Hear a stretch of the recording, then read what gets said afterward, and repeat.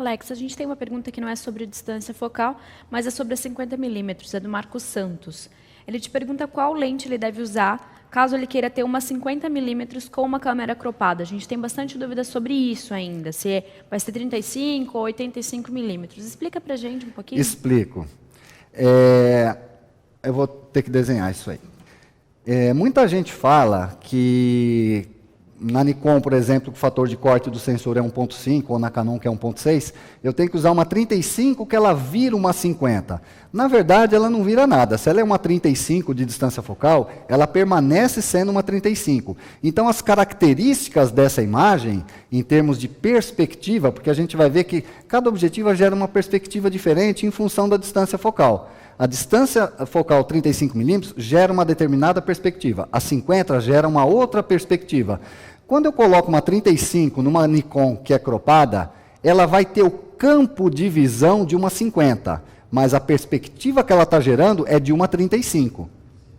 Então, é uma falsa sensação de dizer que ela se transformou numa 50. Na verdade, não. O que acontece é o seguinte: a objetiva, ela gera uma imagem redonda lá dentro da nossa câmera. Qualquer lente redonda vai gerar uma imagem redonda. Ela gera essa imagem lá dentro da nossa câmera. Aí lá dentro da câmera eu tenho um sensor que vai registrar essa imagem. E o nosso sensor é retangular. Se o meu sensor fosse redondo, ele registraria a imagem de forma redonda. Eu tenho um sensor lá retangular. E vamos dizer que esse sensor é o full frame. E ele vai ter as dimensões de 24 vezes 36 milímetros, que é o mesmo tamanho de um frame de uma película fotográfica do formato 35 milímetros.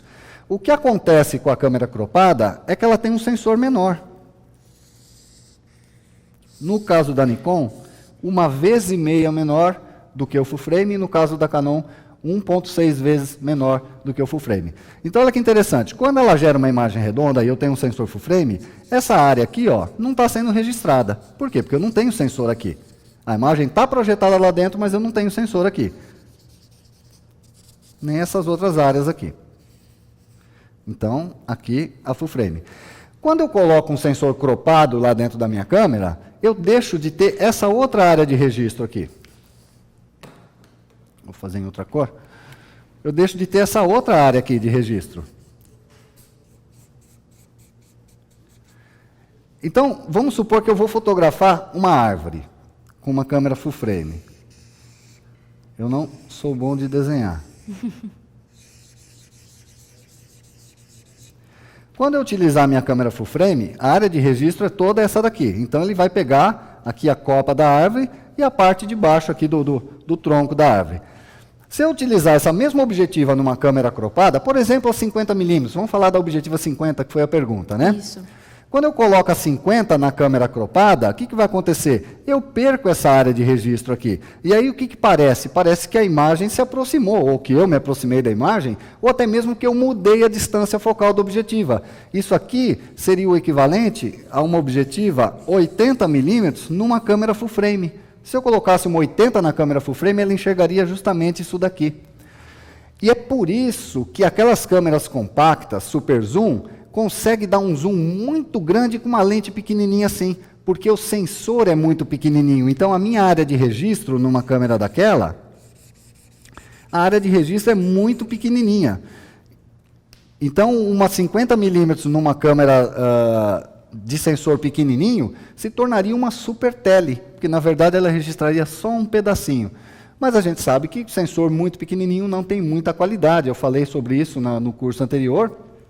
A gente perde qualidade, porque o pixel é muito pequenininho, vai aumentar o nível de ruído, enfim, uma série de coisas. Senão a gente não precisaria ter câmeras de formatos diferentes para aumentar a qualidade, né?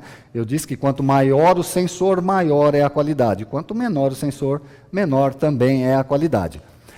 Então, para que a câmera cropada enxergasse a mesma coisa que a 50 milímetros enxerga na full frame, eu tenho que usar uma distância focal menor, que no caso da Nikon é 1.5, é só a gente dividir o 50, que é a distância focal da normal, por 1.5, que é o fator de corte desse sensor. E eu vou ter aproximadamente 35 milímetros. Se eu colocar uma 35 milímetros numa câmera cropada, ela vai enxergar o que a 50 enxerga na câmera full frame.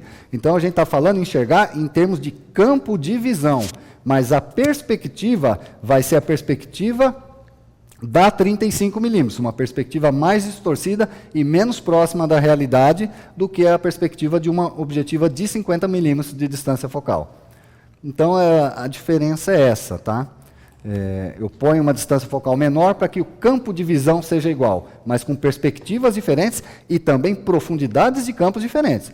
Porque eu estou usando uma objetiva grande angular, é uma 35, então a profundidade de campo vai ser em função da distância focal de 35, e também o sensor cropado tem um círculo de confusão menor do que um sensor full frame. Então, por isso que desfoca menos.